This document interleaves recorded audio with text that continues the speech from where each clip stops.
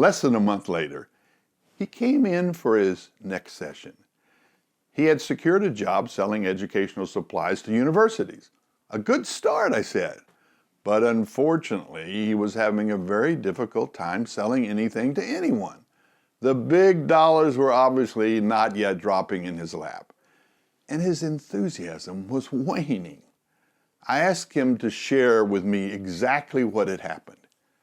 He gave me vague and general information that yielded no clarity and hence no opportunity to assist him. I persisted in gently demanding that he give me specific details about the sales calls that he had made. Eventually, he gave me the facts. He chose to make his first sales call to his former university. He didn't exactly know the head of purchasing, but his former association with the university gave him a leg up. He got the appointment easily, and he anticipated a quick and easy sell. He said, I chatted with the head of purchasing for a while about my former position, and I told him a few charming stories about academic life. Then I thought I made an exceptional presentation of my library management software. I chose this product out of my extensive catalog because I knew from firsthand experience that they needed it. When I finished, I expected applause and certainly an order. Instead, he said in a most definitive fashion, he would have to think about it.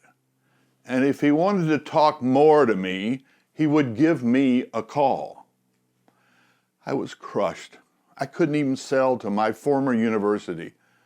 It was downhill from there. He told me a few more stories, and in each case, his method was virtually the same. I broke in, matching his dispirited mood, and said that I'd had a few observations to make that might prove helpful. You can't change the client. You have to change yourself. Change the way you present the product. Most of all, remember that you keep doing what works and change whatever doesn't to get you closer to the sale. Then I asked, can you remember the enthusiasm you felt when you first started to learn about English Lit? That moment when you realized you actually wanted to commit yourself to becoming a university professor? Yes, he said, as his eyes glanced down and he became at first bemused, then observedly excited. Yes, I can remember the feelings that I had then.